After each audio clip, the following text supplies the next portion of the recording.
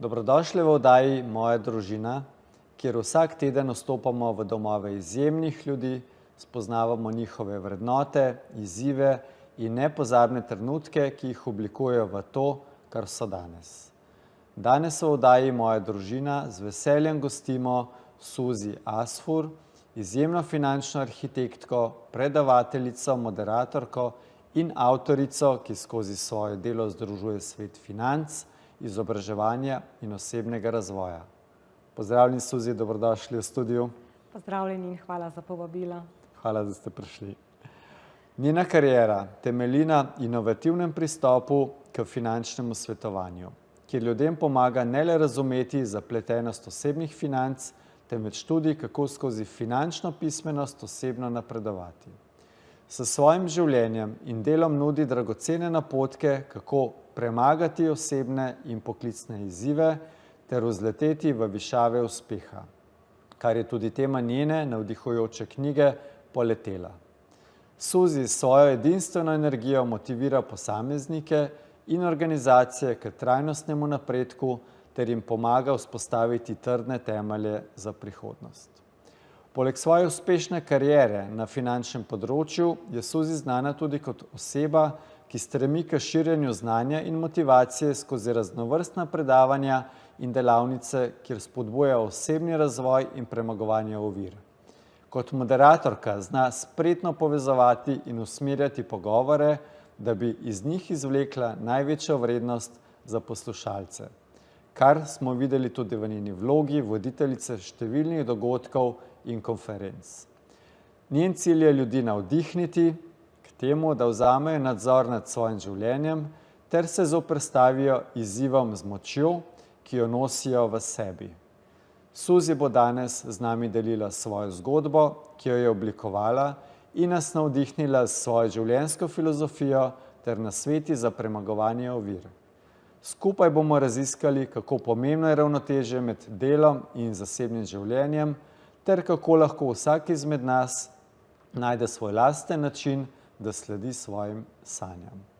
Hvala, ker ste z nami v oddaji Moja družina. Pripravljeni smo na začetek nove zgodbe, ki je lahko tudi vaša. Še enkrat pozdravljeni, Suzi. Za ta čudovit uvod. Hvala vam, da ste takega si pripravili, v principu, skozi življenje. Pa če začneva kar z najnim pogovorom, imate eno zelo, bom rekel, zanimivo zgodbo vaše družine. Iz kje izhajate? Kakšna je vaša družina? Izhajam iz družine dveh kultur. Moj oče je ponosen Egipčan, intelektualno je bil zelo močan, govoril je tudi 5 jezikov. Moja mama, delovna, marljiva, skrbna, skromna Slovenka. Spoznala sta se v Mariboru, kamor je moj oče prišel sredi 60-ih kot mladenič študirati. Spoznala sta se, zaljubila, poročila, kljub temu, da takratna družba ni bila preveč naklonjena mešanim zakonom. Po njegovem študiju in po mojem rojstvu sta se zato odločila se preseliti v Nemčijo, ki je nekako obetala boljše pogoje za življenje in tudi bila bolj odprta, kar se tiče mešanih zakonov. Tam se nam je potem nekaj let kasneje pridružila še sestra. Žal so se začele te kulturne razlike med njima vse bolj izražati. Vedno več je bilo napetosti in zakon je potem zaradi teh neskladij in napetosti tudi razpadel, na kar sta se ločila in vsak vrnil nazaj v svojo domovino.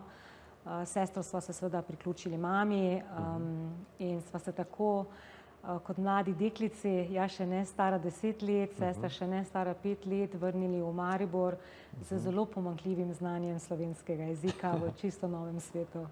To je pa, lahko rečem, kar bilo doživetje potem. Ja, je bilo. Čeprav se takrat ne zavedaš razsežnosti vsega, kar bo sledilo. No, ravno ste omenili znanje, pomanjkljivo znanje slovenskega jezika. Ko ste potem prišli nazaj, ste verjetno mogli to nadoknaditi, oziroma kakšen pomen izobrazbi, formalni izobrazbi je pa potem mama dala je imela v vajinem, bom rekel, življenju? Mama se je v bistvu po naši vrnitvi v domovino zelo trudila vzpostaviti novo eksistenco. Tako da nekako to učenje jezika je prevzela babica, ki je k sreči znala nemški jezik. Morda sem tudi malo to nagnjenost k hitremu osvajanju jezika podedovala po očetu, vendarle je govoril 5 jezikov. In sem v zelo kratkem času nadomestila to pomanjkljivo znanje slovenskega jezika, kadar nisem razumela, mi je lahko babica pomagala z prevodom. Res pa je, da je šepalo še pri pisavi, torej pri sami slovnici, ampak tudi to sem potem zelo, zelo hitro osvojila. In mislim, da sem takrat tudi nekako v sebi začutila to ljubezen do lepega, izbranega jezika, uporabe, bogate uporabe besed, tako govorjene kot pisane. Zelo zanimivo. Zdaj, omenili ste, da ste dejansko bili v družini 2 kultur, verjetno tudi različnih pogledov, vrednot. Katere vrednote bi izpostavili mogoče, da ste prevzeli iz družine, mogoče kaj od očeta, kaj od mame? Od mame zagotovo to delavnost, predanost, marljivost, ta ljubeča skrb za družino, gospodarnost, prizemljenost. Od očeta pa ta želja po intelektualnem znanju, po razvoju, gradnji karieri, doseganju uspeha, pa tudi radovednosti do odkrivanja sveta. Radovednost, vidim, da je zelo ena taka pomembna vrednota, ki te skozi življenje potem konstantno pelje na nove poti, nove zmage. Res je. Zelo, bom rekel, pogosta tudi pri gostih. Rekli ste, da ste bili prvi otrok, da ste potem v bistvu odraščali bolj z mamo. Mama se potem v drugo še poročila. Ja, in se tudi potem, torej v tej novi družini, v tej novi konstelaciji rodil še brat. Super. A ste kot prvorojenka recimo bili bolj živahen otrok, ko ste kaj takega ušpičili, kakšne so bili prijemi obvladovanja tega?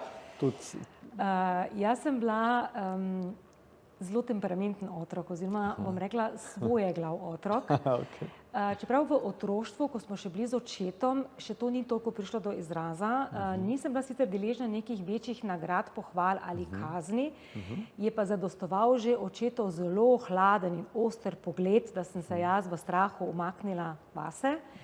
Mama je bila seveda to popolno nasprotje, bila topla, ljubeča, skrbna, ampak ko sem potem odraščala v najstnico, sem pa ji naredila verjetno kak siv las prehitro, ker sem res bila zelo svoje glava, ampak nisem v tem mislila nič slabega, čeprav je mogoče to takrat bilo seveda za mojo novo družino zelo naporno.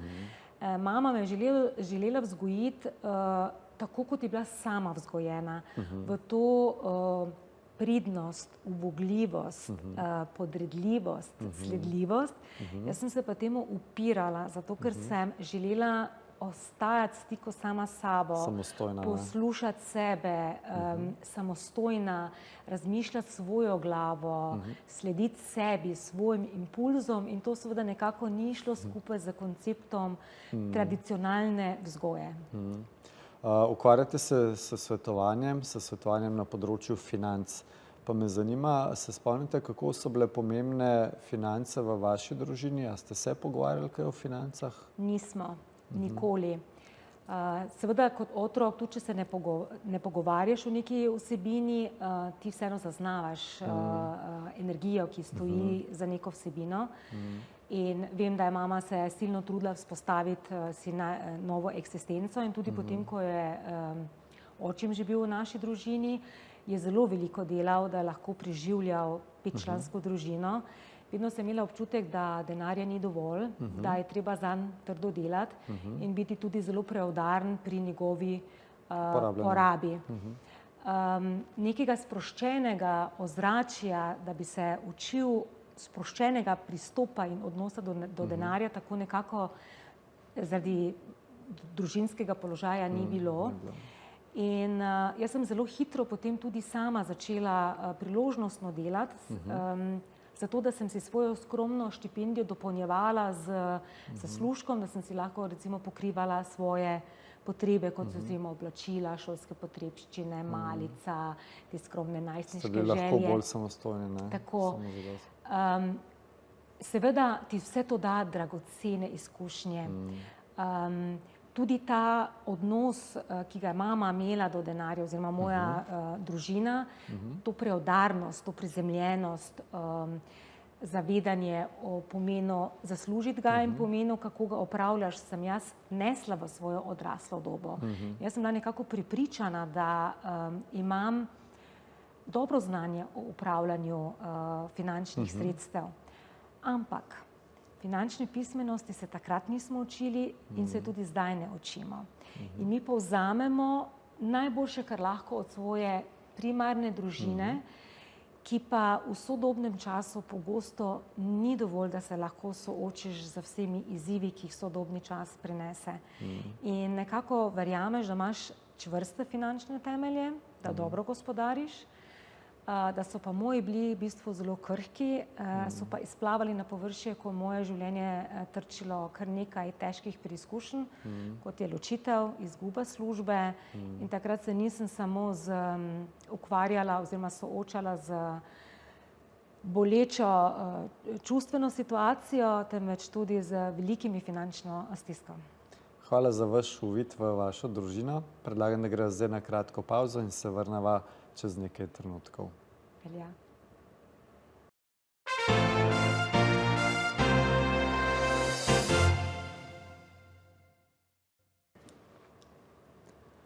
Dobrodošli nazaj v oddaji Moja družina. Danes je z nami prav posebna gostja, Suzi Asfur.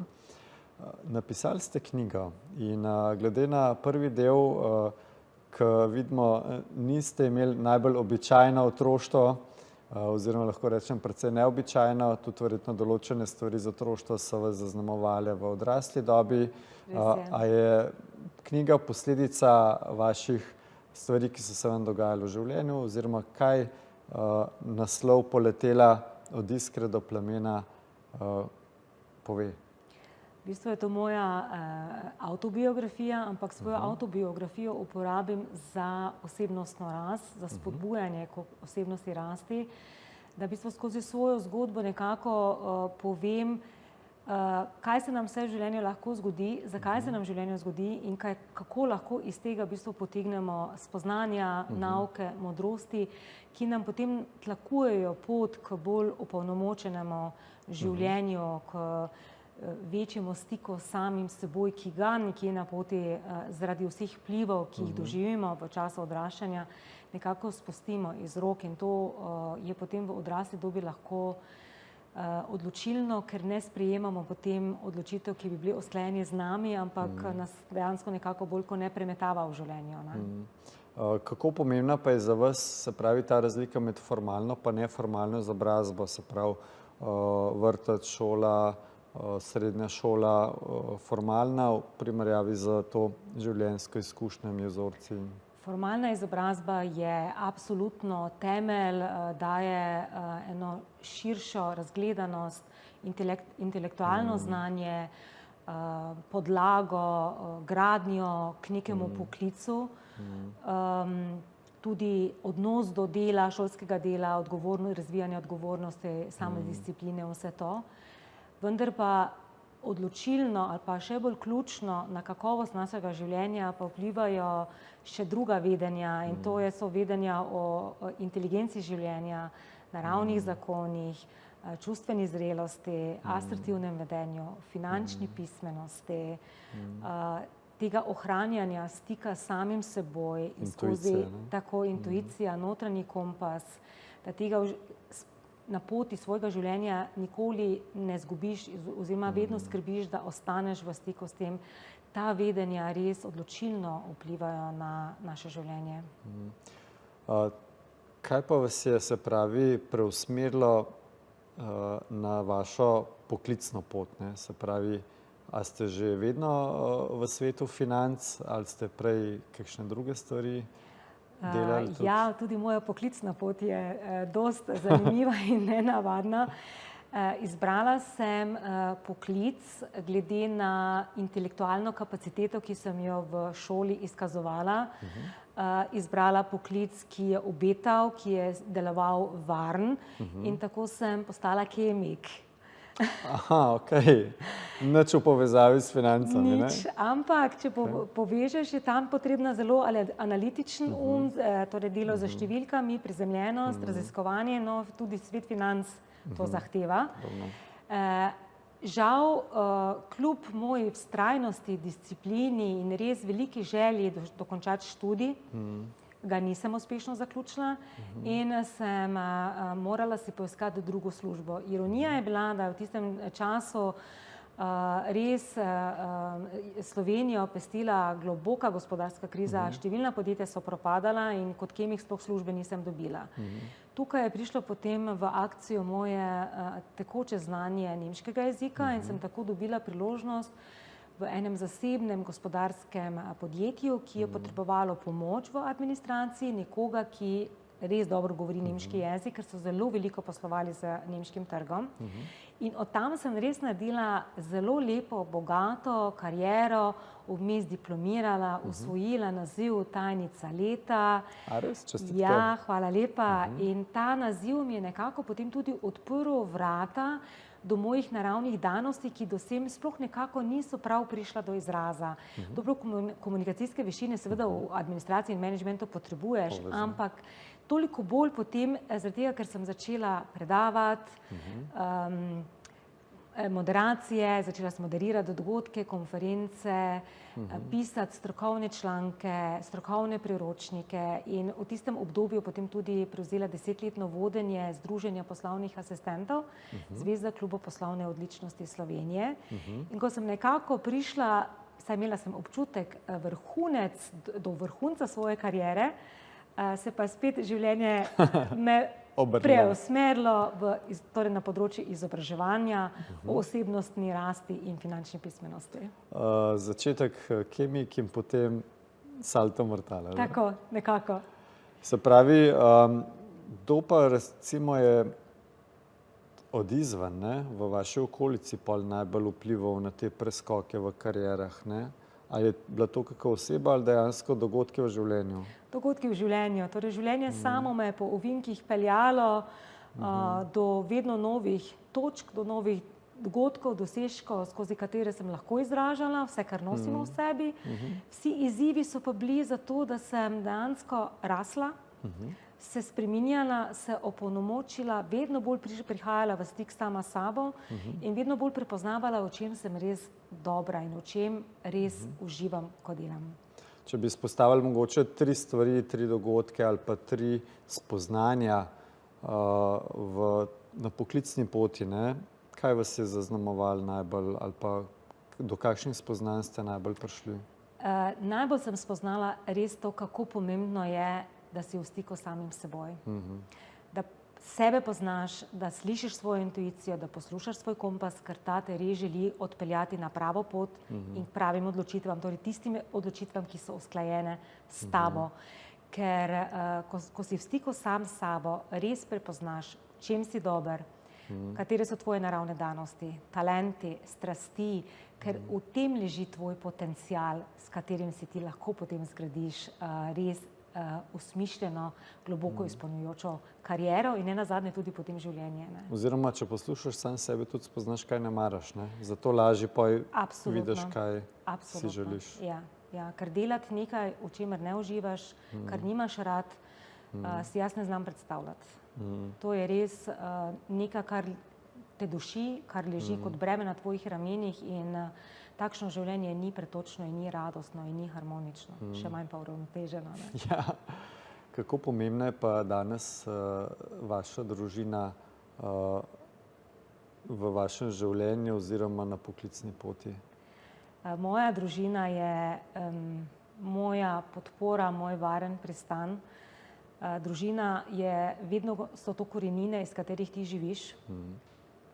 Dajo ti vse najboljše, kar so ti lahko, so ljubezen, so podporo, še danes je tako in moji najbližji so res, sem jim hvaležna za vso ljubezen, razumevanje, oporo, podporo in tudi to podporo, da lahko živim svoje življenje tako, kot jaz čutim, da je za mene najboljše.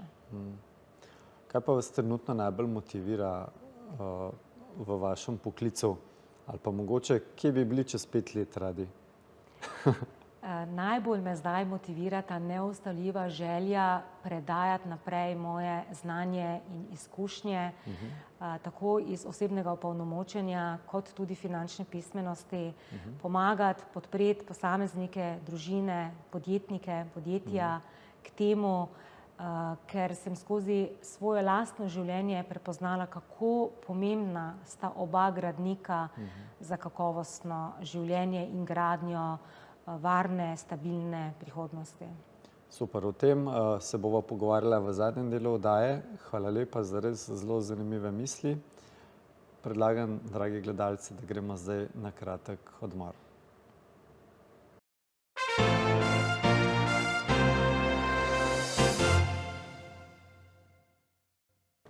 Dobrodošli nazaj v oddaji Moja družina. Danes je z nami prav posebna gostja, Suzi Asfur. Mislim, da imate zelo dinamično in polno življenje. Me pa zanima, kakšni so vaši načini sprostitve? Sproščanje je res ključno, da v tem glasnem in prezahtevnem svetu ne oglušimo in ne spustimo iz rok svojega življenja. To sem jaz torej na lastni koži izkusila, kako je pomembno, da se vrneš v počitek, ker samo tam leži nenehna sposobnost se obnavljati in ustvarjati. Sama sem našla radosti v rednih odmikih v naravo, skozi hojo, kolesarjenje. Že vrsto let imam svojo utečeno jutranjo prakso, to je joga in joga obraza. In tudi zvečer ne gledam televizije, ampak rajše se zatopim v kako dobro knjigo, kakšno meditacijo, zato da se sprostim in grem res umirjena potem tudi počitku. Da vzpostavite spet stik s samim sabo. Tako. Kot avtorica knjige, pa mene zanima obratno, katero knjigo katero bi priporočali našim gledalcem in gledalkam, oziroma katera se vas je dotaknila? Res je veliko dobrih knjig, tako domačih kot tujih avtorjev, ki sem jih prebrala in jih tudi toplo priporočam v branje.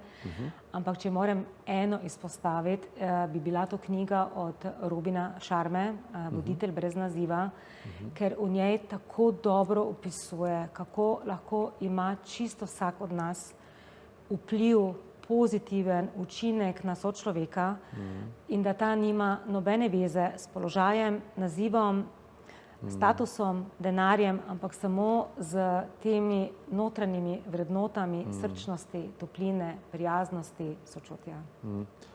Tudi jaz bi se vam pridružil, ker tudi ta knjiga je meni osebno zelo všeč. Nisem jo prebral samo enkrat, zelo večkrat, oziroma se kdaj vrnem nazaj. Zelo motivarujoč, Inspirativna ali navdihujoča bi bilo. Navdihujoča knjiga, resnično, tako da tudi jaz priporočam njo. Kaj pa bi mladim svetovali v tem, bom rekel, hektičnem svetu, ko se odločajo za poslovno pot, v katero smer ali pa na kakšen način naj se lotijo in vstopajo v življenje? Vsekakor priporočam, da so v stiku sami s sabo, da prepoznajo svoje naravne danosti, talente, veščine, prednosti, v čem so dobri, kje leži njihova strast, kaj prižiga njihovo ustvarjalnost, katero delo je tisto, pri katerem pozabijo na čas in prostor. Tam leži njihov potencial. Naj si poiščejo delo, poklic, ki jih bo osrečeval, v smislu njihovo življenje. Naj ne izbirajo poklic glede na zunanje pokazatelje uspeha, kot so naziv, titola, status, materialne dobrine. Naj vsaj v začetku delovne kariere poprimejo za raznovrstno delo, zato da pridobivajo dragocene izkušnje, ker tudi skozi tako delo prepoznavajo, v čem so dobri, v čem so manj dobri, razvijajo delovne navade, odgovornost. Vsaka taka izkušnja jih bo obogatila, oplemenitila, dala novo znanje, seveda naj ohranijo svojo mladostno iskrivost, a naj bodo odprti tudi za modrost starejših. In toplo jim polagam na srce prvo pravilo finančne pismenosti, ki je, da od prvega dohodka začneš dajati vsaj majhen znesek za sebe na stran, kajti majhen znesek, ki ga dosledno varčuješ vsak mesec, čez dolgo časovno obdobje, res prinese neverjetni učinek. Velikokrat precenjujemo, kaj lahko naredimo v enem letu in podcenjujemo, kaj lahko naredimo v 7 letih. Res je. In je to vseeno, ali je to v financah, ali je to v izobrazbi, ali pa pri delu. Tako je. Se pravi, danes, če nekdo dela nekaj, kar ga ne veseli, kar mu ne dodaja radosti, ne se predati, jutri je lahko drugače boljše in moraš stremeti k temu, kar te globoko notranjo izpolnjuje, ker to ti daje radost v življenju. Da najdemo ravnotežje med tem materialnim svetom in med tem duhovno osmišljenim življenjem, ker samo v tem leži ta globoka notranja harmonija in ravnovesje. Družina kot sama se v družbi precej spreminja, pomen družine, oblike družin, različne kombinacije. Kje vi vidite družino čez 10-20 let? Ali pa kakšna bi bila idealna družina tako, recimo, v tem kontekstu za družbo? Ja, sodobni svet je res poln izzivov, ki jih postavlja tudi pred družino. Ta nenehna hrčkovo kolo za doseganje rezultatov, doseganja boljšega položaja, višjega materialnega statusa, družine nekako pahne v to hrčkovo kolesje doseganja vedno več. Zaradi občutka nezadostnosti in pomanjkanja, vendar pa po drugi strani pa tudi vse bolj prepoznavamo željo po uravnoteženem življenju, pomen uravnoteženega življenja. Zato verjamem, da se bomo posamezniki, družine in družba začeli pomikati nazaj k tem temeljnim vrednotam. Hvaležnost, zadovoljstvo, radodarnost, na nek način tudi eno preprostejše življenje, da prepoznamo, da čarobnost življenja ni samo v materialnih dobrinah, čeprav so pomembni, živimo v materialnem svetu, ampak da se čarobnost skriva v ustvarjanju teh dragocenih trenutkov, ko si v stiku sam s sabo, ko delaš tisto, kar delaš rad, ko ustvarjaš harmonične, ljubeče, tople odnose z svojimi najbližjimi, pa tudi, če to pomeni, da je dom nekoliko manjši. Ampak ta čas, ki si ga preživiš za družino, je... Ja, prej ste lepo rekli ravnovesje, se pravi, in ravnovesje med materialnim in duhovnim. Noben ekstrem praktično ni dober, v principu lahko vidimo. In da ta ekstrem v bistvu nas peha potem čez meje in nas na nek način potem zasužnji in nas oropa za tiste umirjene, dragocene, povezane trenutke z najbližjimi. A ste mnenja, da so predvsem za mlade pomembna potovanja, da grejo iz Slovenije ven po svetu, da spoznajo različne kulture ljudi, ker se pol vrnejo nazaj, bolj bom rekel, izklesani, izdelani in da dejansko vidijo, kaj v Sloveniji imamo, ne? Potovanja so res ena najlepših oblik duhovne prakse, bom rekla, zato ker spoznavaš različne kulture, različne države, podnebja, značilnosti, načine življenja, vidiš to raznolikost sveta, hkrati pa tudi vidiš, da smo si vsi eni, da smo vsi krvavi pod kožo in da naše solze imajo vse isto barvo in tudi isto boli recimo ob izgubah. Vidiš pa tudi pomanjkanje, ki ga imajo nekje drugje, ali pa, da nekaj na drugem koncu sveta ni samoumevno, kot je recimo pitna voda, zelena pokrajina, kar je pri nas blagor. In jaz vedno, ko priletim nazaj čez Slovenijo. Res so potovanja moja strast. Uživam na kateremkoli koncu sveta, ker je povsod lepo. Pa ko se vrneš nazaj v Slovenijo, si vedno rečem, mi res živimo v zelenem biseru. Posod je lepo, ampak doma je najlepše, ne? Ja, in ko potuješ, res dobiš en zelo širok pogled na svet in tudi eno ponižnost, kako majhen si pravzaprav. In hvaležnost, ne? Ja, in hvaležnost v primerjavi s celim svetom. Super, najlepša hvala za res zanimiv intervju. S to mislijo tudi predlagam, da končava današnji intervju. Dragi gledalci, drage gledalke, mene osebno se je ta intervju precej dotaknil, verjamem, da se je dotaknil tudi vas. Najlepša hvala za obisk v studiu. Najlepša hvala za povabilo. In lep dan še naprej. Hvala Enako tudi dragim gledalcem in dragim gledalkam.